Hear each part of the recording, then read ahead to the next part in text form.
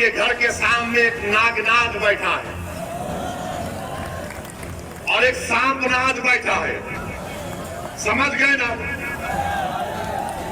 नागनाथ और सांपनाथ बैठा है तो क्या करेंगे आप मदारी को बुलाएंगे, वो मदारी आपके सामने खड़ा है। हम जानते हैं इनके जहर को, हम नचाएंगे इनको खूब अब इंशाअल्लाह ताला, खूब नचाएंगे। बांसुरी से नहीं, हमारी जबान से, हमारे अज़म से, हमारे हौसले पर। उस बच्ची ने उन नौजवानों की तरफ देखकर पुकार कर कहा, अल्लाहु अकबर, अल्लाहु अकबर, अल्लाहु अकबर। संभल में सिर्फ एक ही आदमी का विकास हो रहा है, नवाब साहब का। नवाब साहब का कोल्ड स्टोरेज पूछा जा रहा है, नवाब साहब का सिरंज का मैन्युफैक्चरिंग बिजनेस दौड़ रहा है और संभल की जनता वही गरीब पिस रही है पानी के लिए, शिक्षा के लिए, अस्पताल के लिए, सराय तरीन हड्डियों के हैंडीक्राफ्ट के प्रमोशन के लिए।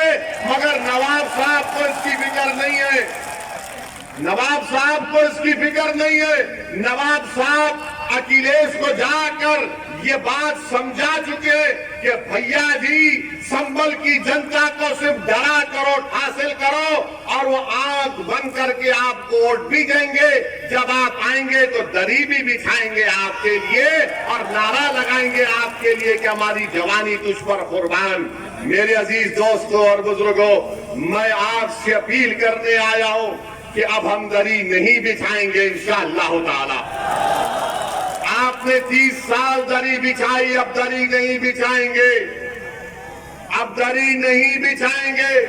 और जो बीजेपी वाले कहते हैं कि नून खाएंगे उनको जिताएंगे, ये सपा वाले कहते हैं कि भैया तुझ पे जवानी कुर्बान, तुझको जिताएंगे। अब मजलिस ये कहती है कि ना नून खाएंगे, ना दरी बिछाएंगे और पतंग को जिताएंगे इंशाअल्लाह ताला। याद रखिए, इसीलिए मैं आपसे अपील करने आया हूं कि मजलिस के उम्मीदवार को कामयाब करो। जब उत्तर प्रदेश की विधानसभा में मजलिस का नुमाइंदा कामयाब होकर अल्लाह के फजल से आपकी दुआओं से जाएगा तो उसकी जबान पर कोई रोक टोक नहीं होगी।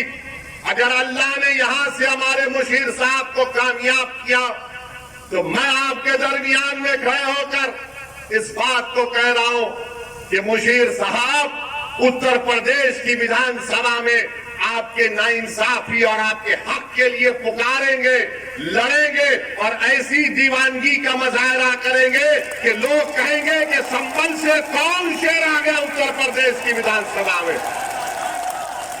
जितने भी अब जीत कर गए अपने आप को तो शेर तो बोलते हैं मगर कालीन के शेर हैं ये। भैया के सामने अपनी दुम को पैरों में दबा लेते हैं। बताओ नवाब, क्या ये बात सच नहीं है?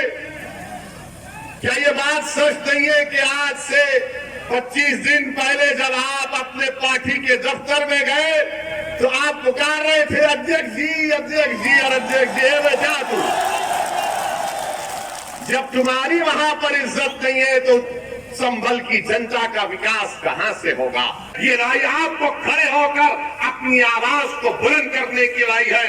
अब डर कर, घुटन महसूस करके हम डर कर वोट नहीं देंगे, बल्कि पूरे जमात के साथ मजलिस इत्तेहादुल मुस्लिमीन जिंदाबाद का नारा लगाकर हम पतन के निशान पर बटन दबाएंगे। तो बीजेपी की सरकार कर्नाटका में गैर जरूरी के जुल्म कर रही है, संविधान के खिलाफ काम कर रही है, बल्कि संविधान की आर्टिकल 15, 19 और 21 का ग्रेव वायलेशन हो रहा है कि वहां के महिला बच्चियों को स्कूल में और कॉलेज में हिजाब पहनने से रोका जा रहा है। मैं बीजेपी के इस फैसले की मजम्मत करता हूं, कंडेम करता हूं, जो एक सुप्रीम कोर्ट का फैसला नहीं बल्कि पुट्टू स्वामी जजमेंट के खिलाफ है, जो सुप्रीम कोर्ट का नलसा जजमेंट है उसके खिलाफ है, कॉमन कॉज जजमेंट के खिलाफ है। मेरे अजीज दोस्तों और बुजुर्गों, आज हमने वो वीडियो भी देखा कि हमारी एक बहादुर बेटी कर्नाटका में मोटरसाइकिल पर हिजाब पहनकर आती है और मोटरसाइकिल को अपने कॉलेज में रखती है, तो जैसा ही उसके करीब ये तमाम लोग आकर उसको डराने के लिए नारे मारते हैं, एक 25-30 का नौजवानों का हुजूम इस नकाब बुर्का पहनी हुई बच्ची को डराने के लिए दौड़ता है। मैं सलाम करता हूं और इस बेटी की बहादुरी को, मैं सलाम करता हूं उस बच्ची के माँ बाप को जिसने उस बच्ची को इतना बहादुर बनाया। ये आसान काम नहीं था। उस बच्ची ने उन नौजवानों की तरफ देखकर पुकार कर कहा, अल्लाहू अकबर, अल्लाहू अकबर, अल्लाहू अकबर। ये मिजाज पैदा करना है। अगर तुम आज झुक जाओगे तो हमेशा के लिए झुक जाओगे, याद रखो मेरी बात को। अगर आज तुम खड़े हो जाओगे थोड़ी देर के लिए, तुम सिर्फ थोड़ी देर के लिए खड़े हो जाओ, देखो ये जो लोग तुमको डरा रहे हैं, जो समझ रहे हैं कि हमारे सरों पर जो काले बादल मंडरा रहे, याद रखो ये बादल छकेंगे इंशाअल्लाह ताला। ये सूरज चमकेगा जो हमारे मुस्तकबिल का सूरज होगा, मगर याद रखो भीख मांगने से बादल नहीं हटेंगे, भीख मांगने से बादल नहीं हटेंगे। लड़ेंगे जमहूरी तरीके से तो हक दिया जाएगा। अगर तुम समझोगे कि गैरों की चौखट पर जाकर भीख मांगने से कुछ मिलेगा, कुछ नहीं मिलेगा। अगर तुम ये बताओगे ये मेरी ताकत है, इतना वोट मेरे पास है, मैं जीत सकता हूं और जिताऊंगा, तब जाकर दुनिया तुम्हारा हक देगी। मेरी इस बात को जहन नशीन कर लो कि रोने से, भीख मांगने से आपको अपना हक नहीं मिलेगा। उस बच्ची ने आपको पैगाम दिया, उत्तर प्रदेश की जनता को पैगाम दिया, उस बच्ची ने पूरे मुल्क के कमजोरों को पैगाम दिया। अगर हुजूम तुम्हारे सामने आता है तो आने दो, तादाद बड़ी है तो आने दो, मगर अगर तुम्हारे दिलों में तवक्कुल है, अगर तुम्हारे दिलों में एतमाद है, तो हजारों का लश्कर आ जाए, अगर कोई एक खड़े होकर कहेगा अल्लाहू अकबर, उस बच्ची ने होकर दिखाया, उस बच्ची ने होकर दिखाया है। मैं सलाम करता हूं उसके हौसले को, अल्लाह उसके हौसले को और बुलंद करे। 6.5 फीट से जालिमों ने गोलियां चलाई और ये समझा कि ओवैसी का काम तमाम कर दिए, मगर जालिमों को नहीं मालूम था, गोडसे की नाजायज औलाद को नहीं मालूम था, इबलीस के जानशीन को नहीं मालूम था, वक्त के नमरूद की नाजायज औलाद को नहीं मालूम था, वक्त के फिरौन के एजेंटों को नहीं मालूम था, वक्त के अबू लहब को नहीं मालूम था, वक्त के अबू जहल को नहीं मालूम था। और हमारे सफों में जो अब्दुल्ला इब्ने सबा के जानशीन है वो तो खुशियां मना रहे थे, मगर अल्लाह ने कहा आज इसका दिन नहीं है,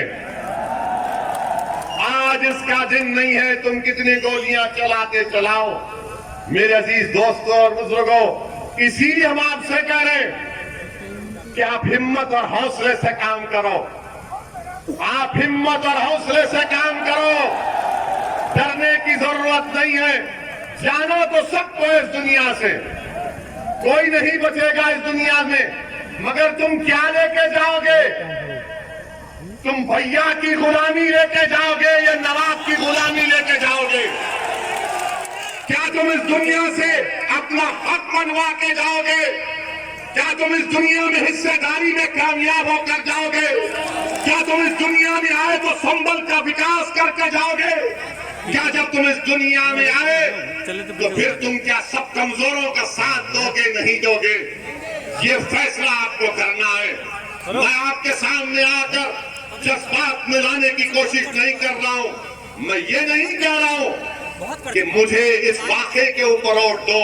मैं तो ये कह रहा हूं कि मैं मरने तैयार हूं इन चीजों के लिए, मगर मैं ये चाहता हूं कि मैं मर भी जाऊं।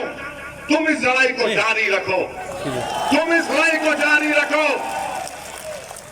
इस लड़ाई को आपको जारी रखना है।